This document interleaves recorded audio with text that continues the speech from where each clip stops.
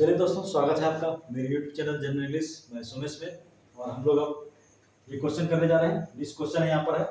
पिछले वीडियो में आप लोगों ने 20 क्वेश्चन किया होगा और उम्मीद है परफॉर्मेंस अच्छा रहा होगा। चलिए देखते हैं फिर से एक बार। ये वीडियो पसंद आए तो लाइक कीजिए, शेयर कीजिए, कमेंट कीजिए और चैनल को सब्सक्राइब कीजिए।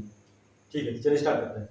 1 मिनट पहले हम पीछे हट जाते हैं थोड़ा सा। आप लोग स्क्रीनशॉट ले लीजिए, ठीक है, और उसके बाद हम लोग इसको सॉल्व करते हैं।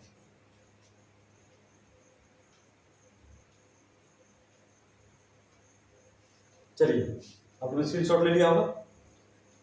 आप लोग वीडियो को पॉज करके उसको सॉल्व कीजिए और उसका फिर उसका आंसर यहाँ हम सॉल्व कर रहे हैं, इसको बनाना है, आप इसको मिलाइए। तो चलिए, we enjoyed the beauty of nature. We enjoyed the beauty of nature. Nature, mankind, humanity, freedom, life, ये सब कुछ एब्स्ट्रैक्ट नाउन है जिनके पहले कोई भी आर्टिकल का प्रयोग नहीं होगा। ठीक है। I am a student of Patna university.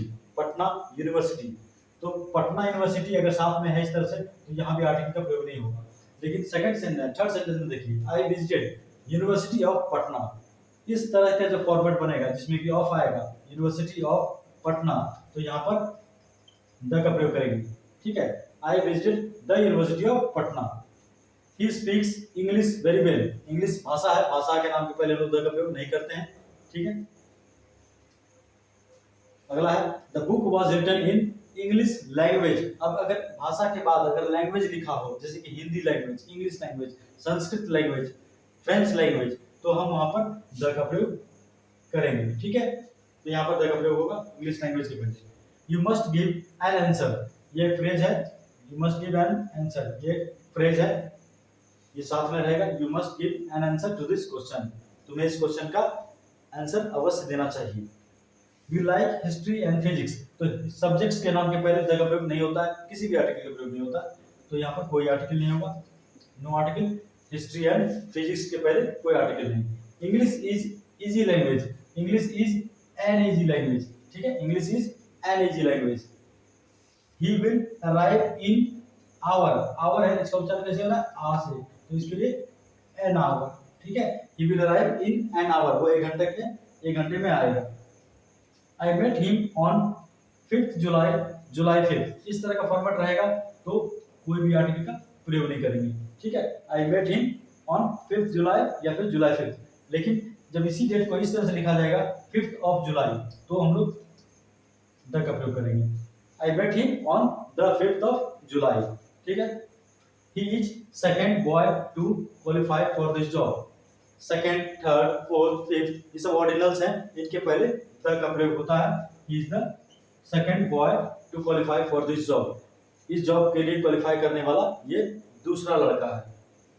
I want piece of paper, paper uncountable है, पेपर अनकाउंटेबल है, पेपर, क्लॉथ, ये सब अनकाउंटेबल है, लेकिन इसको काउंटेबल बनाने के लिए इसमें पीस ऑफ जोड़ते हैं, इसीलिए यहाँ पर आएगा a piece of paper. I want a piece of paper, I want a लगेगा तो ये काउंटेबल बन जाएगा। ठीक है।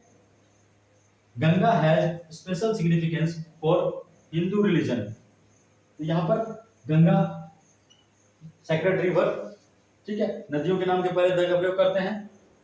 हैज स्पेशल सिग्निफिकेंस, यहाँ पर क्या होगा, तो यहाँ पर ए स्पेशल सिग्निफिकेंस। ठीक है, the Ganga has a special significance for the Hindu religion, for the Hindu religion. ठीक है, या फिर बोल सकते हैं for the Hindus. The Ganga has a special significance for the Hindus या द हिंदू रिलीजन।